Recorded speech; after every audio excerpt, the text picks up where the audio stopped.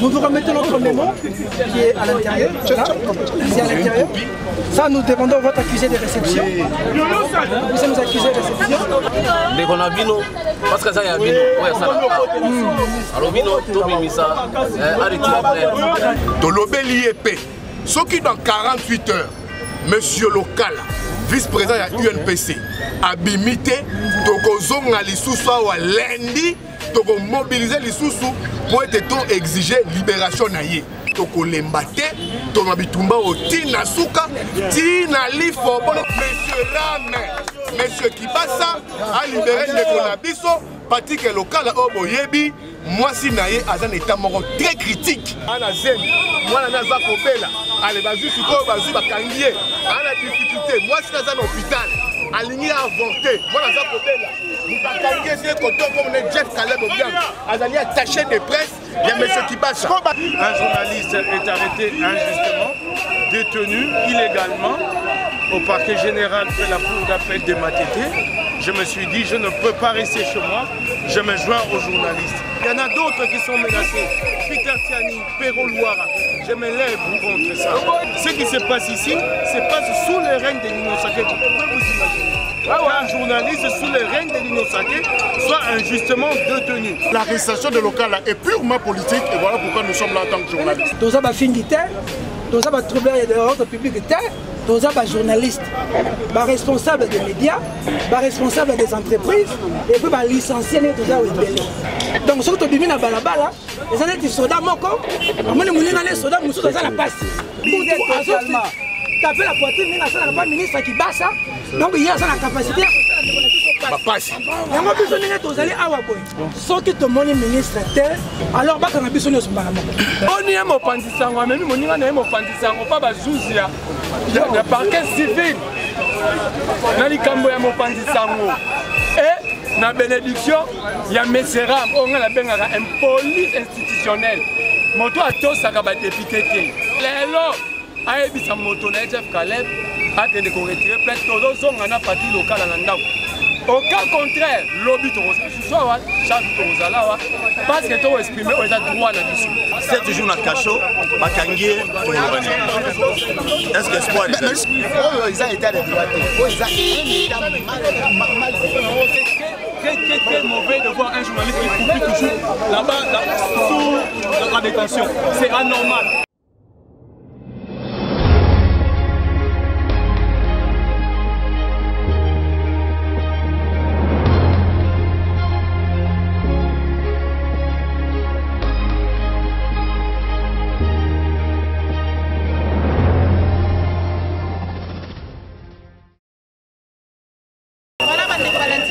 La télévision, la chaîne de vérité, la chaîne qui vous informe en temps réel.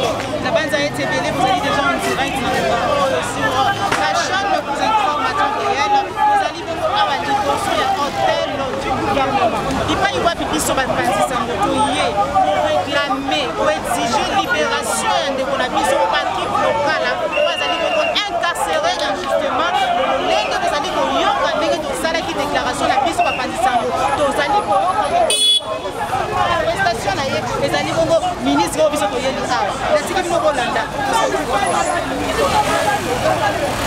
libéré Lokala libéré Lokala libéré Kibasa libéré Kibasa libéré Lokala Kibasa Kibasa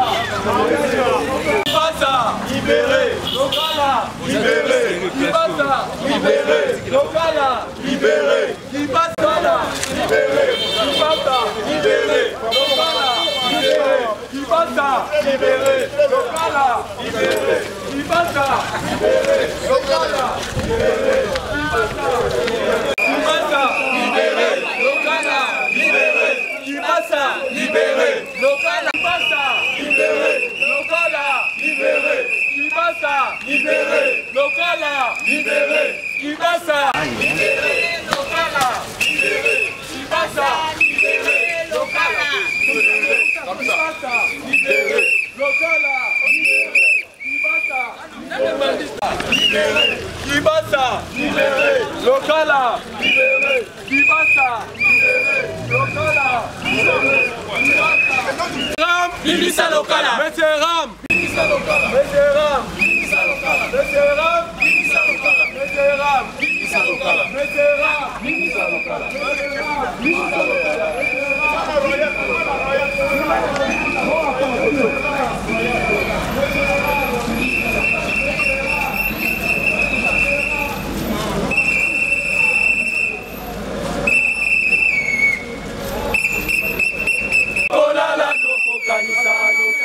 Papa.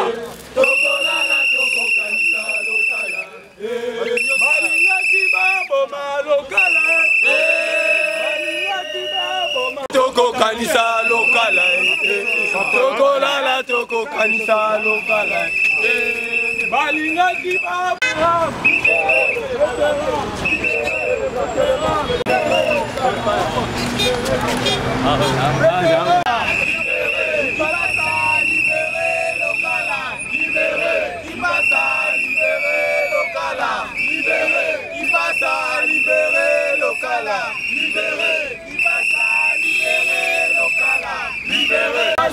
Libérer Lokala, qui va ça libérer Lokala, qui va ça libérer Lokala, qui va ça libérer Lokala, qui va ça libérer, qui va ça libérer Lokala, libérer Lokala, qui va ça libérer Lokala, qui va ça qui va ça libérer Lokala, libérer Lokala, libérer, Messera, libérer Lokala, libérer, Messera, libérer Lokala, libérer, Messera, Lokala, libérer, Messera, libérer Lokala, Messera, libérer Lokala, Messera,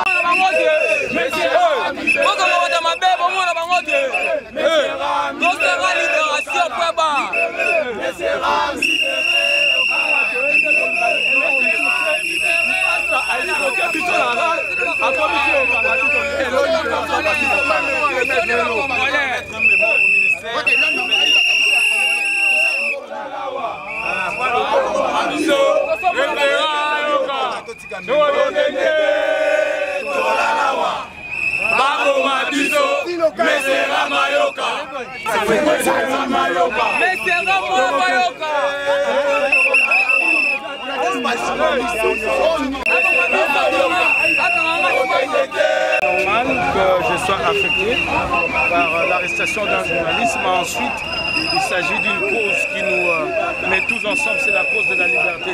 Un journaliste est arrêté injustement, détenu illégalement au parquet général près la cour d'appel de Matete. Je me suis dit, je ne peux pas rester chez moi, je me joins aux journalistes. J'ai l'impression qu'au jour d'aujourd'hui, il y a une menace réelle. Moi, je ne pensais pas qu'on pouvait encore vivre ça aujourd'hui, avec Félix comme président, sous les reins de l'Union sacrée. Mais je trouve que les journalistes sont autant menacés, peut-être plus menacés que du temps de Kabila. Il y en a une qui est derrière nous, qui a été détenue à l'ANER pendant 13 jours. À l'ANER, s'il y avait à lui reprocher, il y avait qu'à se référer au juge qui en a la compétence. Mais elle a été détenue à l'ANER. Il y en a d'autres qui sont menacés. Peter Tiani, Perro Louara. Je me lève contre ça. Ça me fait plus mal que nous sommes sous le règne de l'Union sacrée. Est-ce qu'aujourd'hui on peut dire que votre combat ne sert plus à rien? Non, non. Au sein de l'Union sacrée, non. C'est fini ce combat-là. Mais les combats pour la justice, les combats pour un Congo qui avance, celui-là je le poursuis. Mais pas au sein de l'Union sacrée. Ce qui se passe ici, se passe sous le règne de l'Union sacrée. Vous pouvez vous imaginer.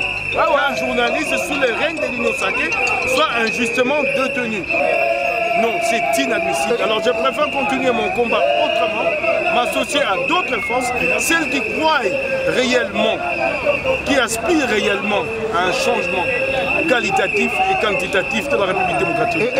Nous allons barrer la route au régime. Si ça se poursuit, nous l'avons fait contre Kabila. Nous ne tolérerons que personne ne marche sur nos libertés. Personne, je l'ai dit. Que les gens le sachent, nous étions prêts à donner nos vies. Certains l'ont fait du temps de Kabila. Et nous sommes toujours prêts. Ça, moi, je l'ai dit. Les gens pensent qu'il s'agit du nombre. Les gens pensent qu'il s'agit de bomber les torses dans la rue. Nous ne reculerons pas. Moi, je pense que ça. Nous ne reculerons pas.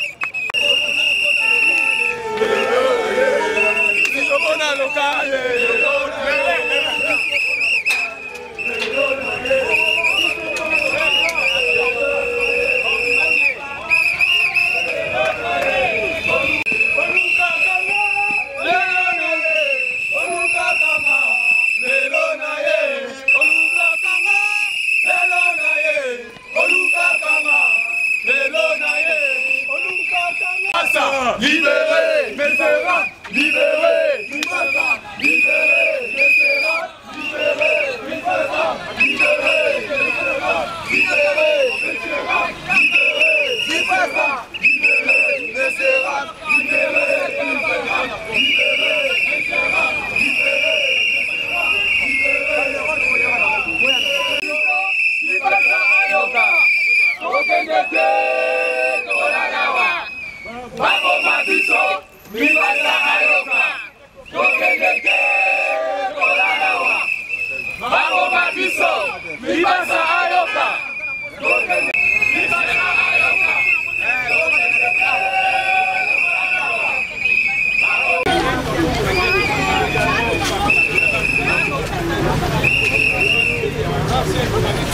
Azaya kokangama 7 jours lelo na parquet ya Matete na prison kwa kashoko. Moninga na biso azali journaliste. Déontologie na biso na article 14. Esengi na biso tozala solidaire na ndeko oyo aza na pasi. Moto oyo atangisi ndeko na biso aza journaliste oyo babengana na corporation na biso. Hier à travers la ministre Kibasa. Yango biso to yé pas ministre Kibasa to pese memo na biso. To ete comment yé akoko battre la moto oyo corporation et bengani moto oyo azali ko kangisa muninga na biso et ministre Kibasa azo financer selon l'information na biso. To ningi ko accuser ministre Kibasa te moto tie devant un fait accompli te to yé memo na biso po yé azo memo na biso pe apesa biso e yana. Toza ba fingi te tous les troubleurs de l'ordre public, tous les journalistes, les responsables des médias, les responsables des entreprises, et puis les licenciés. Donc, ce que tu as dit dans Balabala, les années de soda, les soldats, les soldats, la passe. Ce que les soldats, solo, puis le boyebi, après, ils ont dit la capacité. Nous avons besoin de tout ça, nous avons besoin 7 jours, moi, c'est ça la zème. Moi, na Zobela. Moi, na Zobela. C'est la deuxième. Déstabilisé totalement. Taper la poitrine, mais ça n'a pas ministre qui bat ça. Donc il y a la capacité à passer. Il y a besoin de tous aller à Waboy. Sauf que tout le monde est ministre pour l'Imbisa Bisso, nous avons bouté ici quand même. Mais on a besoin de la capacité. Ministre, il faut que ça Bisso y a nos lélo.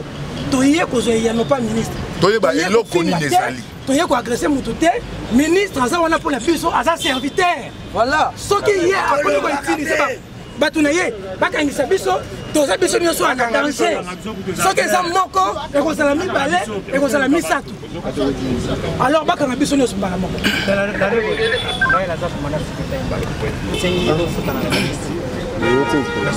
Soki na la comité, qu'est-ce qu'on peut faire? C'est une information qu'à ça déjà. En tant que journaliste, c'est le ministre à la carte. Mon commandant. On est bien informé. Mon commandant. On est très bien informé. Mon commandant. Vous allez question très bien informé. Yes.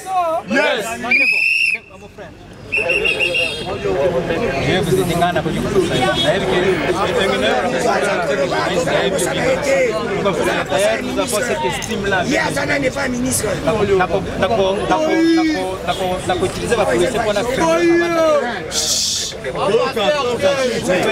awa toyende mutu après sa solution eza kibasa solution eza toyoka soki responsable un membre de cabinet le directeur de cabinet toyaka te toye lelo ministre abima na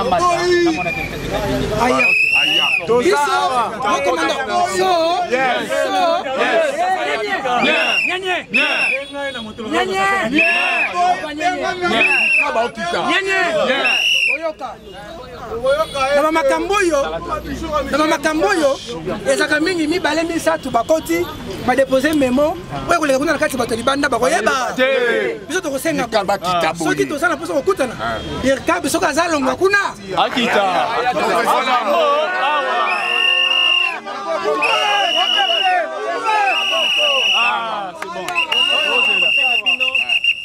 na matiti kolokona atuka kinye pas de casse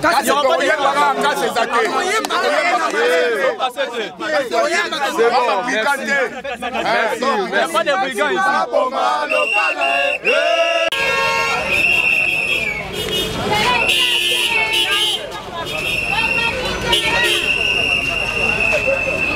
On parle pas la vérité. Nabato, oh l'union sur Balandara Bisso, sort la Bisso local à 7 jours à Cachot. 7 jours à Cachot, Bakangier, pour le Bani. Est-ce que espoir est là? Oh, ils ont été de droite. Oh, ils ont été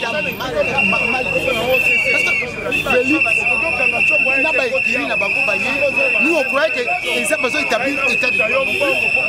C'est encore pire que autre donc, biso tozali awa, confrère na biso akobima awa, avant to longwa. 7 jours c'est trop. On libère notre ami,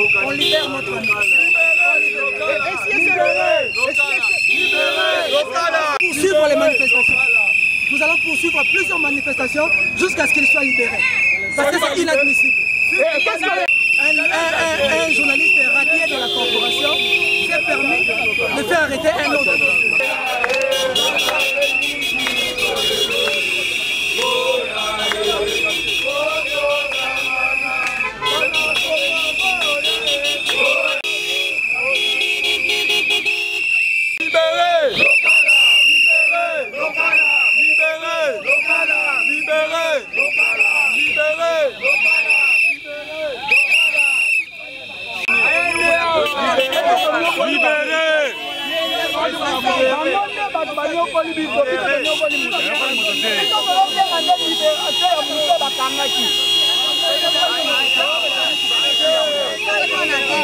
ndeko na biso Patrick Lokala mwasi na ye ana zemi mwana naza kobela ale bazwi sikoyo bazwi bakangi ye ana difficulté mwasi naza na hôpital alingi avorter mwana naza kobela bakangi ye c'est koto comme ne Jeff Caleb Obiang azali attaché de presse ya monsieur Kibasa ko bazo reprocher ligne exactement eloko ezali te pour accompagner des photos entre Kasamba na ye attaché de presse ya Kibasa yango toyawa tolobi toyomona ministre Kibasa alobela biso nani apesi mitindo bakanga lezo Patrick Lokala bainfo tozwi ezali ndeko na biso ye mo apesi bainstruction mpo bakanga ye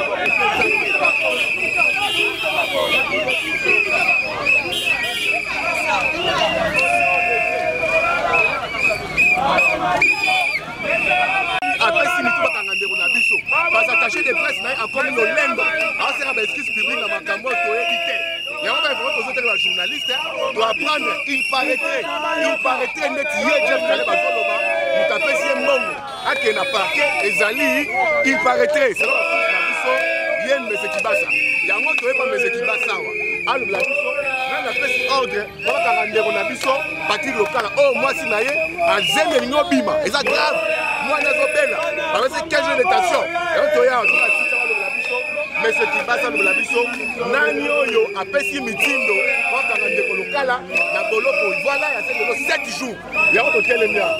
Ok, merci beaucoup.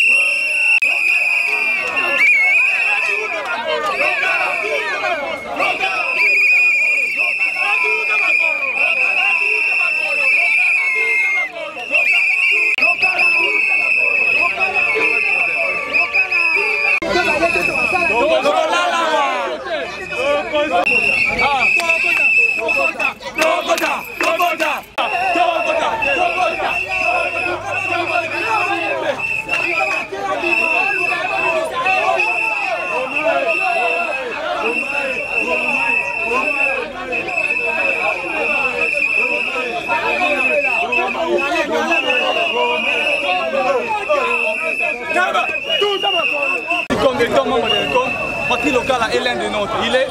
Il est membre de l'école des communicateurs de l'UFOS. Il est membre d'honneur au sein de l'école des communicateurs. Nous sommes venus pour revendiquer la libération de Patrick Lokala qui est détenu jusqu'à preuve du contraire au niveau du parquet. Illégalement, je vous dis. C'est très mauvais de voir un journaliste qui est toujours là-bas sous la détention. C'est anormal. On ne peut pas tolérer cela. C'est pourquoi nous sommes venus ici pour rejoindre les journalistes pour revendiquer pour qu'ils obtiennent la libération. Mobiliser la rue, nous allons continuer les manifestations jusqu'à ce qu'il sera libéré. Merci beaucoup. Merci beaucoup. C'est par devoir de solidarité que nous sommes là pour réclamer la libération, la relaxation justement de notre collègue, notre confrère Patrick Lokala qui est détenu au parquet de Matete. Ça fait exactement aujourd'hui 8 jours pratiquement. Et voilà, donc Patrick est injustement arrêté. Et nous, en tant que journalistes d'ailleurs, je rappelle que Lokala est le vice-président de l'UNPC section Kinshasa. Donc après Jean-Marie Kassamba, c'est Patrick Lokala. Alors c'est notre responsable, c'est le responsable numéro 2 de notre structure. Et par devoir de solidarité, tel que recommandé par l'éthique journalistique, voilà pourquoi nous sommes là, pour demander à ce que le ministre, qui selon nos sources aurait financé pratiquement l'arrestation de Lokala, et nous sommes là pour rencontrer le ministre Kibasa, justement pour réclamer la libération de Patrick. Proche à Patrick Lokala, selon la plainte de Jeff Caleb, Joseph Kazadi, et notre journaliste, injure et imputation dommageable. Mais après vérification, on nous apprendra que les dossiers n'est même pas ce qu'on nous présente. Donc ce qu'on a avancé comme injure et imputation dommageable n'est qu'un prétexte. Alors comprenant que l'arrestation de Lokala est purement politique, et voilà pourquoi nous sommes là en tant que journalistes. Et si et seulement si vous n'obtiendrez pas gain de cause, qu'allez-vous faire par la suite? Je ne réfléchis pas dans ce sens-là. Je crois qu'il y aura une suite favorable par rapport à ça. Merci beaucoup. Injustice te. Présence Sanga Ligoloba, Nalingaka bato ba violaka badula ya bato mesusu te. La démocratie ezali respect ya mibeko. Place oyo ba droit na ngesuki ya moninga pe koki kobanda. Boni Jeff Caleb na kati ya corporation bona tribunal de paix na kati ya INPC. Boni ya longoli mamba ba journaliste na INPC. Ngai na mopandisa ngote na activiste ya droit de l'homme. Mais soki na ye awa parce que les droits de l'homme et puis qui sont faits à ma boko na injustice. Et puis qui sont faits la bateau ba viola kaba droit ya baninga maboko. Ndenge ba kobenga bango ba Jeff Caleb ba supporter. Je dois ba supporter te. Nga na yebi ke ba journaliste ba za organiser. Ba na CESAC ba na INPC. Na kata INPC et na tribunal ba benga tribunal de paix. Même ngai soki na tuli kambola ndeko na nga maiki ndenge na kokende na INPC. Boni ya mopandisango amemi moninga na ye mopandisango pa bazuzi ya parquet civil na likambo ya mopandisango et na bénédiction ya meseram onga na bengaka un police institutionnel moto atosaka badepute te apesi lipamboli po akamisa Patrick Lokala. Mais présence na nga ezaka na 2 points. Soit ministre à limoger Jeff Caleb, parce que Jeff Caleb a représenté corporation, c'est l'information parce que Baréa est à mon pandisangoté. Yami Balé Lelo a émis sa moto na Jeff Caleb a été retirer plein de choses on a parti local à Landau. Au cas contraire, lobby to soit chaque tozala parce que tu exprimer aux droits na biso.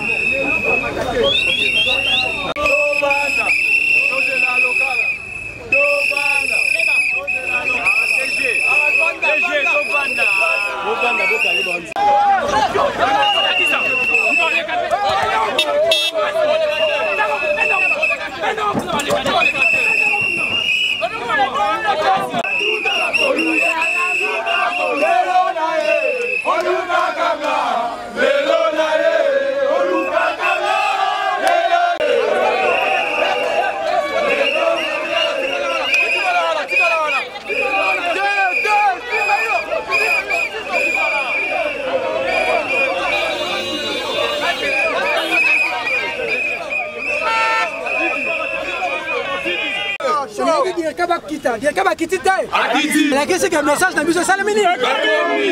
Dirkab tosengaki ye po ministre azate. Dirkab akiti to akiti te. Akiti. So, mission na biso awe ezalaki ko passer message. Toyaki na memo.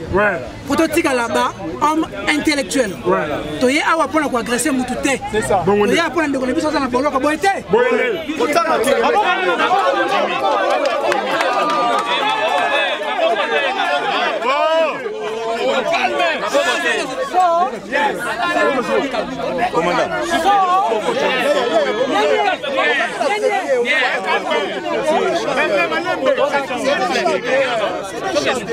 Notre mémo, monsieur le Dirkab, d'abord nous vous remercions de votre coopération, le fait que vous soyez descendu, pour la suffisance que vous avez accordé de l'intérêt à notre action.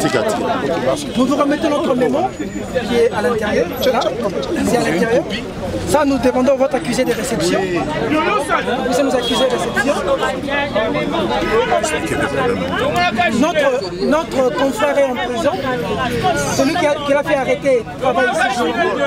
Et loti nourri, vêtu, payé par le cabinet.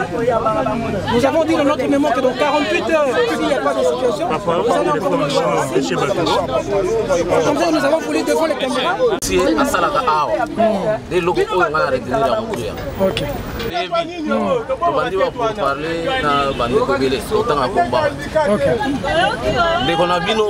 Parce que ça y a bino, ouais ça là. Alors bino, tout bimisa, arrêtez la plainte. Fallait arrêter la plainte. Ça n'a que déclaration ça qui avant-hier. Mais le même jour, là, tout on a ouais fallait qu'il nous retire la plainte. Bino boniati. Comme si on va guérir boniati, toniati. Tu es banit. Alors, tout ça là, ils ont retiré la plainte, ça problème parce que Asian Dimagi. Yo tant qu'on y attaque dans soir, finalement. Vous au fou là, vous au bêta, vous au fou là au bêta. Tu pas dit que Azo retire plainte. Il a fini sur la média. Écoutez les Dirkab.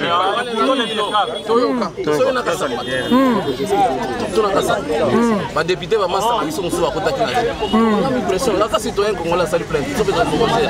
Mais là, vos famille. Parce que vos famille. Quand tu as mis ce côté dans la famille, tout ça là, oh yo, et c'est un gars congolais va simple passer les maboko babongisi. D'accord? Dirkab la qui bisonne dans 48 heures. Eh, quand tu as RT parce que on a parqué. On benga PG matériel kuna webi yo minimum webi rigueur za côté matériel za to bonde là tant on sous proche na monsieur conseiller pour libérer vous comprendre c'est qui veut que les résultats est comme on. Merci beaucoup. Merci beaucoup. Bolinganga so na pas